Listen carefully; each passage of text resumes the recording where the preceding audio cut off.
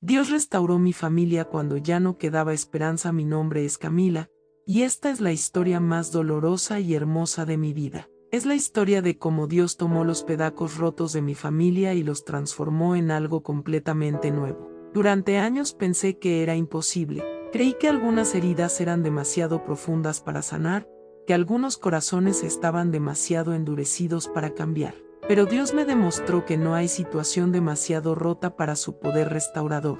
Desde que tengo memoria, mi casa fue un campo de batalla emocional. No recuerdo una sola época de mi infancia donde hubiera paz genuina en nuestro hogar.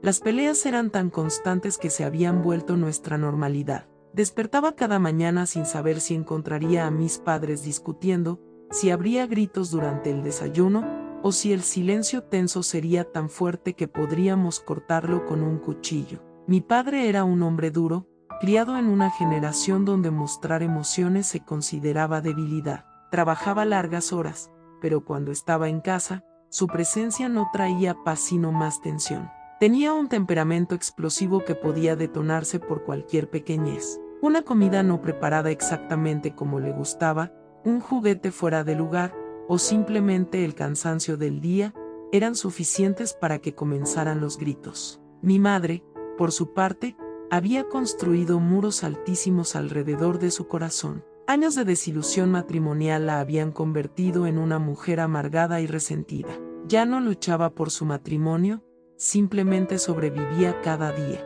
Su sonrisa se había desvanecido hace tanto tiempo que yo ni siquiera recordaba cómo se veía cuando era genuinamente feliz. Como hija, me convertí en testigo silenciosa de una guerra fría que parecía no tener fin. Aprendí a caminar de puntitas por la casa, a hablar en susurros, a volverme invisible para no provocar más conflictos. Mi hermano menor y yo desarrollamos un código secreto de miradas y gestos para comunicarnos cuando el ambiente estaba demasiado cargado de tensión. Las comidas familiares eran eventos tortuosos. Nos sentábamos alrededor de la mesa en silencio absoluto, cada uno perdido en sus propios pensamientos, masticando mecánicamente mientras el reloj marcaba los minutos más largos del día. Ocasionalmente, alguien intentaba iniciar una conversación, pero siempre terminaba en discusión o en un silencio aún más incómodo. Cuando cumplí 12 años, las cosas empeoraron significativamente.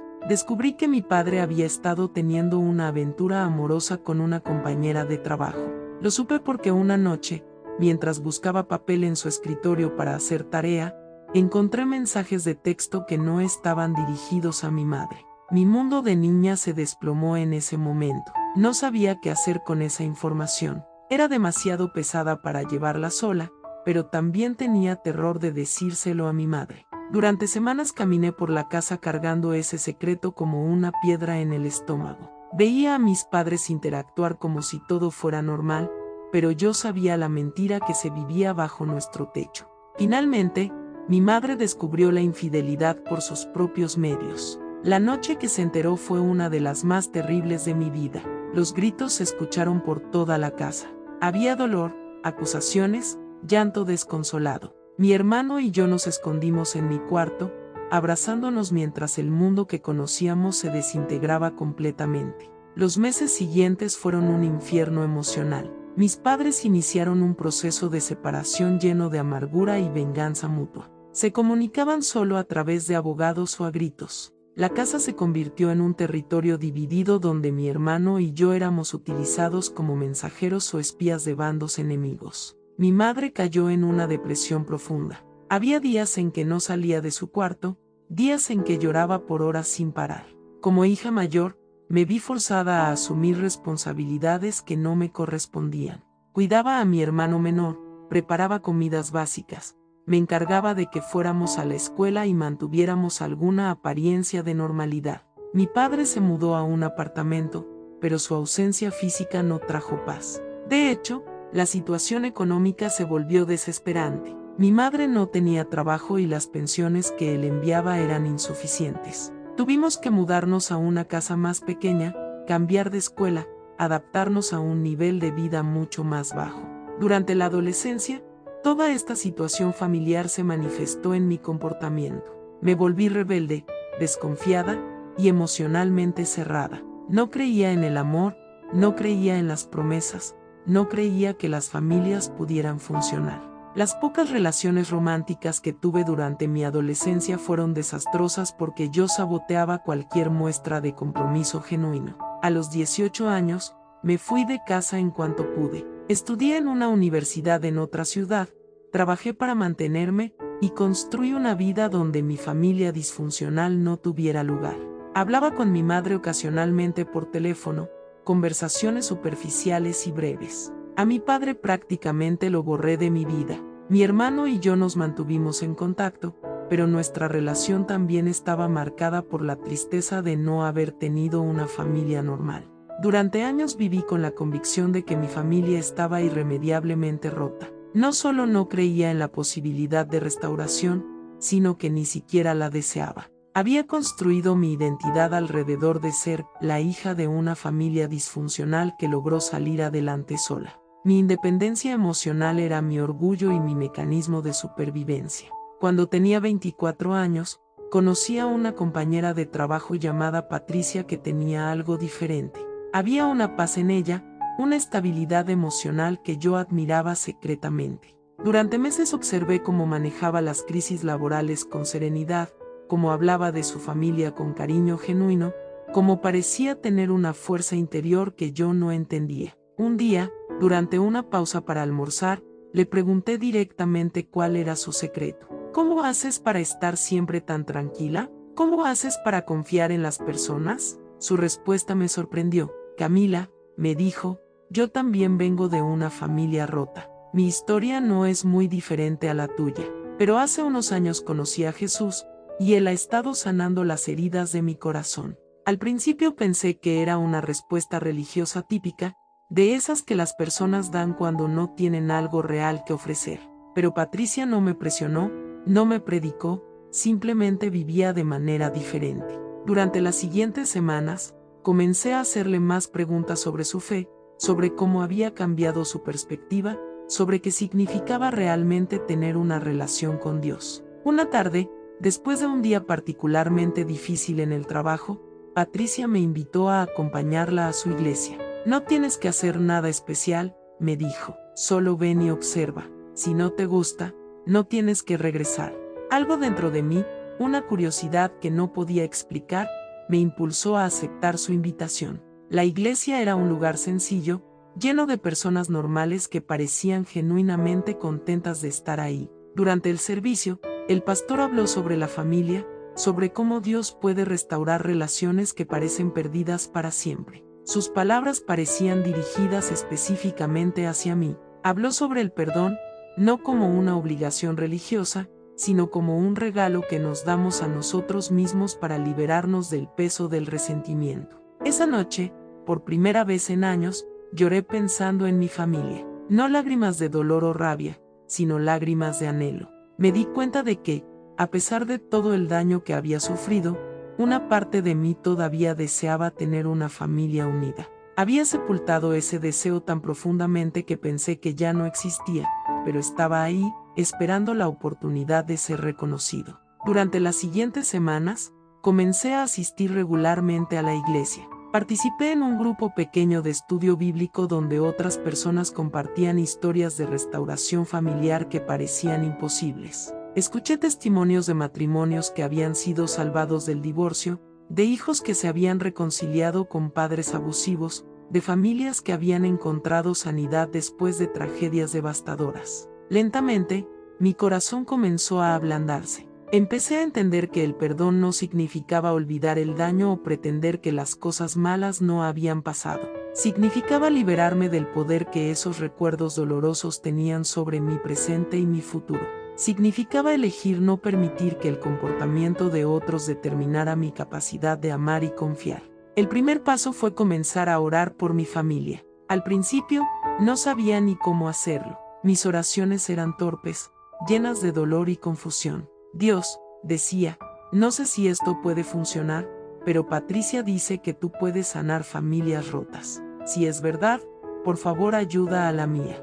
Algunas noches lloraba mientras oraba, recordando momentos dolorosos pero también algunos pocos momentos felices de mi infancia. Después de varios meses de orar regularmente, sentí en mi corazón la necesidad de llamar a mi madre. Habían pasado meses desde nuestra última conversación. Cuando finalmente reuní el valor para marcar su número, su voz sonaba diferente, más suave, menos amargada. Me contó que había comenzado a asistir a una iglesia en su vecindario, no por fe religiosa, sino porque se sentía muy sola y buscaba compañía. Esa conversación telefónica duró casi 2 horas. Por primera vez en años, hablamos como madre e hija, no como extrañas que compartían historia familiar. Me contó sobre las clases de estudio bíblico a las que asistía, sobre cómo estaba aprendiendo a perdonar, incluso a perdonarse a sí misma por los errores que había cometido como madre y esposa. Lo más sorprendente fue cuando me dijo que había estado orando por nuestra familia también. Camila, me confesó, he estado pidiendo perdón a Dios por haber permitido que nuestro hogar fuera un lugar de dolor en lugar de amor. Sé que no puedo cambiar el pasado, pero quiero intentar construir algo nuevo con ustedes. Unas semanas después, mi madre me llamó con una noticia que me dejó sin palabras. Mi padre había aparecido en su puerta una tarde, no para pelear o discutir problemas legales, sino para pedir perdón. Había estado lidiando con sentimientos de culpa y remordimiento durante años. Su aventura amorosa había terminado hace tiempo, y se había dado cuenta de que había destruido lo más valioso que tenía por algo que no valía nada. Mi madre me contó que conversaron durante horas esa tarde. Ambos lloraron, se pidieron perdón mutuamente, hablaron sobre los errores que habían cometido y sobre el daño que habían causado a sus hijos. No era una reconciliación romántica, sino algo más profundo, 2 personas que reconocían su humanidad imperfecta y decidían comenzar de nuevo como seres humanos que se respetan. Cuando mi madre me preguntó si estaría dispuesta a reunirme con ambos para una conversación familiar, mi primera reacción fue de pánico. Habían pasado años desde que los 3 estuviéramos en la misma habitación sin que terminara en conflicto, pero algo dentro de mí, esa esperanza que había comenzado a crecer a través de la oración, me impulsó a decir que sí. El encuentro se realizó en un restaurante neutral, un lugar público donde las emociones podrían mantenerse bajo control. Al principio, la conversación fue incómoda y superficial, pero gradualmente, comenzamos a hablar sobre cosas reales. Mi padre me pidió perdón por no haber sido el papá que yo necesitaba, por haber creado un ambiente de tensión en nuestro hogar, por haber priorizado su propio dolor por encima del bienestar de su familia. Mi madre también se disculpó por haber permitido que su amargura afectara nuestra relación, por haberme puesto en situaciones donde tuve que asumir responsabilidades de adulto siendo una niña, por no haber protegido mejor mi infancia de los conflictos matrimoniales. Por mi parte, también tuve que pedir perdón. Me disculpé por haberlos juzgado tan duramente, por haber cerrado mi corazón a cualquier posibilidad de restauración, por haber construido muros que los mantenían fuera de mi vida. Reconocí que, aunque había sido una víctima de las circunstancias, también había elegido mantener vivo el resentimiento mucho más tiempo del necesario. Esa primera reunión no solucionó todo mágicamente, pero fue el comienzo de algo nuevo. Acordamos intentar reunirnos una vez al mes, sin expectativas dramáticas, simplemente para conocernos como las personas que éramos ahora, no como las personas heridas que habíamos sido en el pasado. Durante los siguientes meses, algo hermoso comenzó a suceder. Mi padre, que había estado viviendo solo en su apartamento durante años, comenzó a mostrar una vulnerabilidad que nunca había visto en él. Me contaba sobre su infancia difícil, sobre cómo su propio padre había sido emocionalmente ausente, sobre cómo no había sabido cómo ser diferente hasta que fue demasiado tarde. Mi madre floreció de maneras que no podría haber imaginado. Su depresión se levantó gradualmente. Comenzó a sonreír de nuevo, a hacer planes para el futuro, a cultivar amistades saludables en su iglesia.